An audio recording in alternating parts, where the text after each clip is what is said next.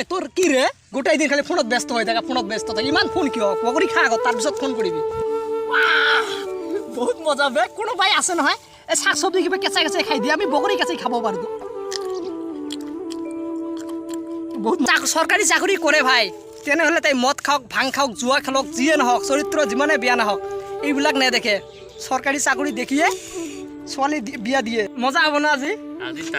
wow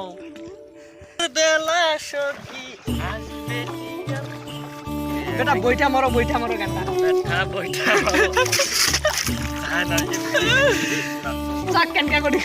বইটা মাৰি আছে নোৱাৰে ঐ পৰি যাম নেকি বহুত ভয় লাগে বে ঐ ভালকে চলা লুং বুলুং কৈ নদীখন পাৰ হলো কিমান কষ্ট হৈছে নেকি তামাম যাওঁ এতিয়া বগৰী খাবলৈ নেলে আহি পালোঁ বগৰী গছৰ তলত আজি বগৰী গছ দেখিবলৈ পাইছে আজি বহুত মজাকৈ বগৰী খাম আৰু তাতোকে আৰু ভাল লাগিলে সৰিয়হ খেতিখন বহুত ধুনীয়া লাগিছে মজা বে এইটোৱে গাঁও আৰু গাঁৱৰ পৰিৱেশ বহুত মজা তলত আৰু এনে বগৰী পৰি আছে ৱাও বহুত মজা বে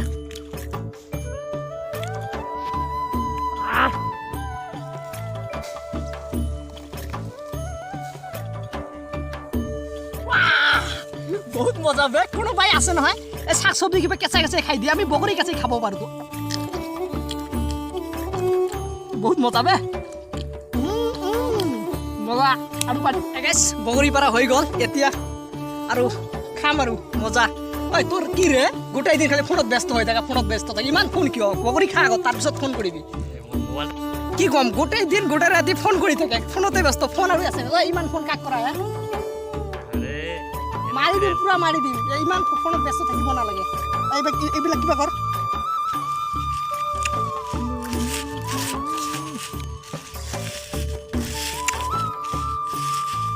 বহুত টেষ্টি হ'ব নে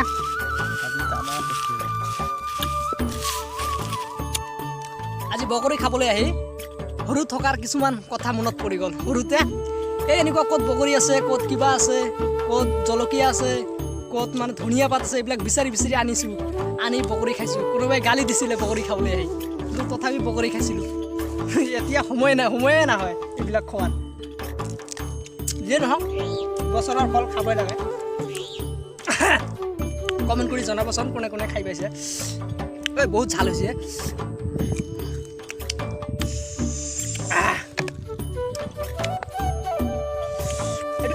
এইটো খাব পাৰিবা মই খাই দিম জলকীয়া বহুত ভাল হৈছে বহুত মজা